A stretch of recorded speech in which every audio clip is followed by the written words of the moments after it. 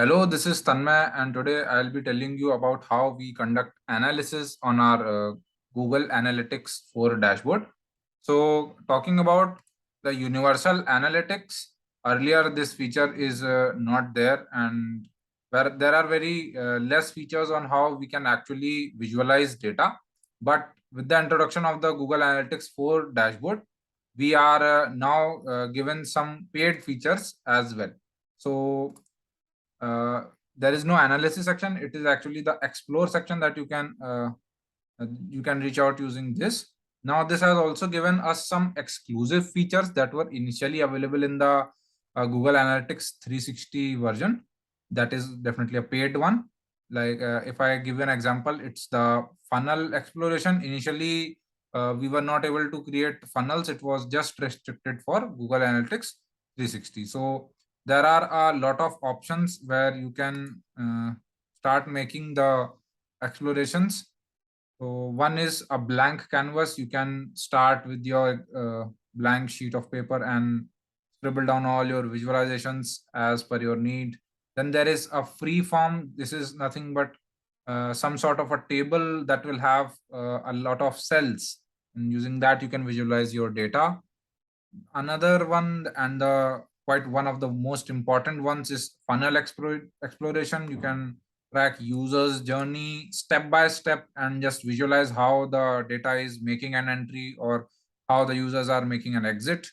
Path exploration, segment overlap, cohort explorations, user lifetime, and there are many more use cases covered as well: acquisitions, conversions, user behaviors. And the two industries that are there are e-commerce and gaming. So this is basically what they have introduced in the Google Analytics 4 dashboard. So you can always get started by clicking on one of the template to explore. So for initial demonstration purposes, I am choosing freeform. So this will give me two sections. One will be the variable section and one will be the tab settings. So in this segment, in this section, you will basically have all the dimensions, metrics, and date range as well. You can always change this name to a relevant one. And so this is how your visualization is looking like. So it's nothing but a cell of table, like a tables where you have a numerous number of cells, and also inside the cells you can see there are certain visualizations that we are trying to make and present it to the user. So first setting that I want to tell you about is the setting of date. Now in this you can always use the date range to select the data, which data is coming to this visualization. Right now, I have selected a custom date filter from 7 September to October 6, and similarly, you can choose between all these options: yesterday, this week, last 7 days, and similarly. And then there are sections called segments. Now, segments is nothing but a part of data that we can select and visualize. So, if I give you an example, there are the rows that are defined here are city, and the device category is a column that is being made here. You can see the device category, and device category: desktop, mobile, tablet, smart TV, totals, and much more. So for demonstration purposes, if I go down and if I select another row here, I drag this country and drop it here, then what you will notice is a country row will also get added, and it will be showing up in your visualizations. Also, a segment can also be added. So supposedly if I want to say what is the paid traffic for the given data or the segmented data, so I dragged the paid data segment and dragged it here. It will load up for some time, and then you will be able to see the same. We are now getting what are the active users for paid traffic. You can see this. And supposedly if I want to compare direct traffic also, including paid traffic and direct traffic, now these two are certain definitions that I want to compare. So I have used both of them. for making it less complex, let me remove country from here.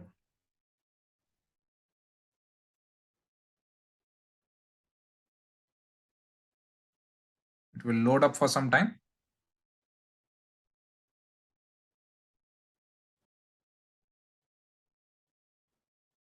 You can always explore between all the options that are okay. So the data loaded. Now, since I select direct traffic and paid traffic, so two segments will be available in front of me. For direct traffic, it is desktop and mobile, and for paid traffic, it is desktop, mobile, and tablet. Tablet users are the paid traffic ones.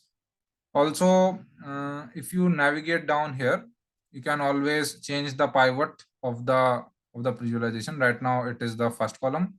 Depending on your need, it can be last column or last row, and so on.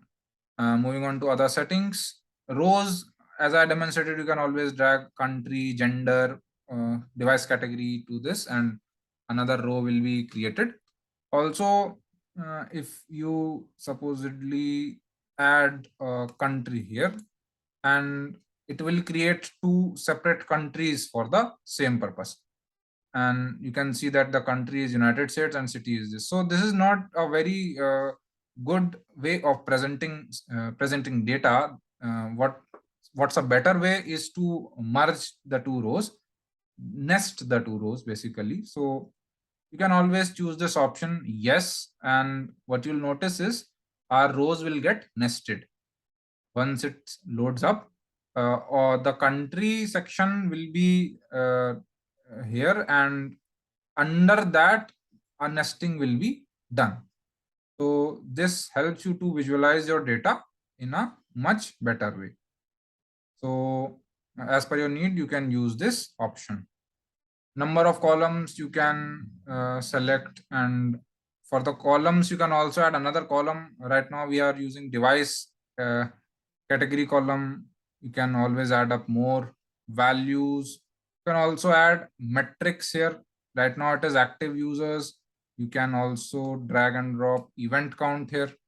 So when you'll add event count, it will get added into the visualization, and you will be soon able to see the event count values also appearing up for the users that are there. Now, the most important feature will be the filter one. So in this data also, this is definitely a segmented data according to the dimension that we have selected. If we still want to filter this, we can apply a filter. I only want to see data about a specific country, and which country I can select exactly matches. Supposedly I want exact matches, and first expression I can give here, say Canada. Select Canada for the same, and the moment I'll apply this filter, you will see the changes happening right away in front of your in front of your screens. And only the data that is coming from Canada with those specific cities are are something that we are getting from the backend. So you can definitely explore it further according to your needs. One more feature is to select the cell type. Right now you can see these colored lines appearing in the bottom line of the cell. You can always edit them. If I select plain text, then it will be only numeric data that will be visible. Now if I want to see, so what are the heating points, so you can see that active users in Toronto, Canada are 196, and active users of mobile in Toronto, Canada are 117. So you can get an idea of where there are more number of users or where there are lesser number of users. So it will really suit your all business needs. This is some feature that was not included in the universal analytics dashboard. So the next one will be cohort exploration. I'll add here a cohort.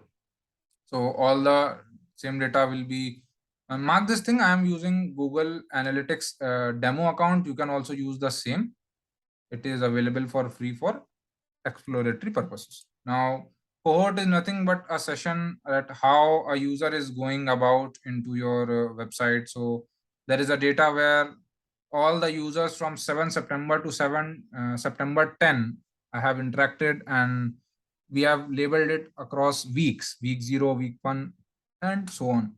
In this also, you can make changes to the segment comparisons that are happening. Supposingly, if I drop paid traffic here as a segment comparison, then you'll notice some changes that will be made to the cohort exploration once it get loaded up. So you'll now be able to see paid traffic active users will be separately created, and now you can grab insights for your precious business needs. The options here are quite similar. One option is standard, rolling, cumulative. If I select rolling, then the changes for rolling calculation will be done, and you'll be able to update the visualization with the same. Also, the cohort granularity you can select. This is nothing but the duration of the cohort. As if I select it to daily, then the cohort will be subject to daily basis of calculation for the cohort. You can see September 7 to September 7, like one day gap is there between two cohorts, and corresponding users will be there. And since I have applied this paid traffic segment comparison, it will also stick around, and you will be able to grab insights from the same.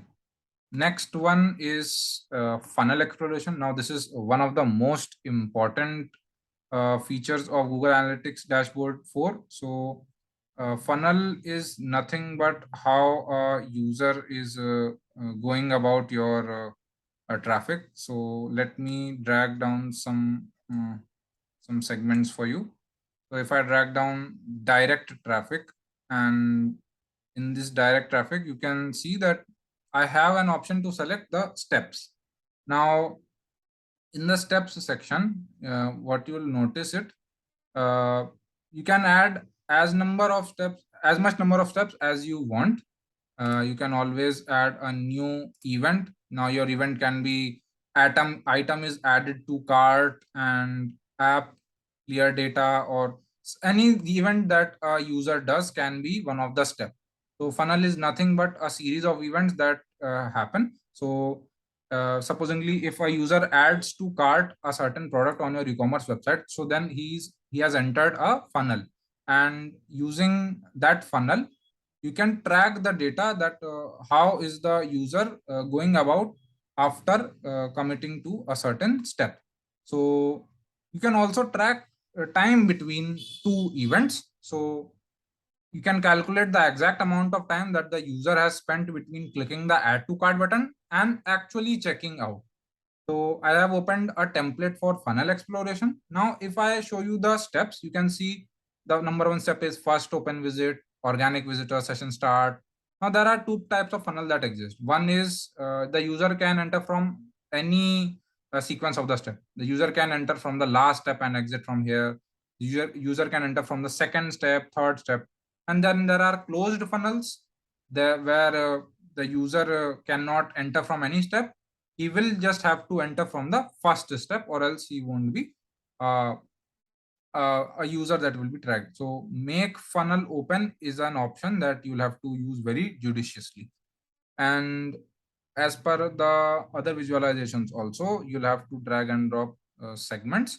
Also, you can select the data that is here, and you can create segments from users as well, and segments from abandonments. So basically, if you do so, you can really gather a lot of insights for what is going wrong, why the users are not converting up, and why are they abandoning the funnel. So this data you can study, and definitely it will give you a lot of time. So as previously mentioned, you can also calculate the time between the time where the two events have happened. So if you select this button, show elapsed time, so you can see in organic visitors, in the step 1, there are the percentage of step 1 is 37.18, and the elapsed time section shows 1 minute 14 seconds on total, and on desktop it is 1 minute 3 seconds. Similarly, other data is also there for reaching the fourth step and other funnel that we might have created. And the filter section, as mentioned previously, works the same here. You can always apply a filter to visualize more data and precise data. Segment overlap is definitely a comparison tool that is very powerful when you'll have to compare two segments or two data sets. So supposingly, if I want to compare paid traffic with the supposingly if I say direct traffic and paid traffic, I want to compare. I drag both these here. So now these two are the segments that I want to compare. One is with the purple one and one is with the dark blue one. So you will see that direct traffic and paid traffic don't have uh, an actual comparison. They don't intersect between any points. Paid traffic plus direct traffic is 0 because there is no intersection. So I'll choose between something other. If I say paid traffic, that is from a mobile. So once I select this segment, it might show data. Okay, so paid traffic and mobile traffic have something in common, that is paid traffic and mobile traffic, and the users for this is 6,640. Now you can target this users if it's your business need or any insight that you can take away from here. The options are very similar to other explorations. You can always use these. Another important one is path exploration. So because of the launch of Google Analytics 4 dashboard, you are subjected to really a lot of power when it comes to tracking the users. You can track the entire path of a user, that how he is following a certain path. So you can see session started, page view, and first visit. And then there will be session started and it ended here. Always interact with these if you want. You can like if I click 16 more, then it will get more detailed new engaged users. And you can always select an event name here, starting point, event name. And then step 1 is I suggest to for view promotion. Okay, so my promotion gets viewed and I apply the same. So you'll see that after it gets loaded up, the step 1 will be view promotion. So after the session started, 4875 users viewed the promotion, and accordingly you can use the other options here.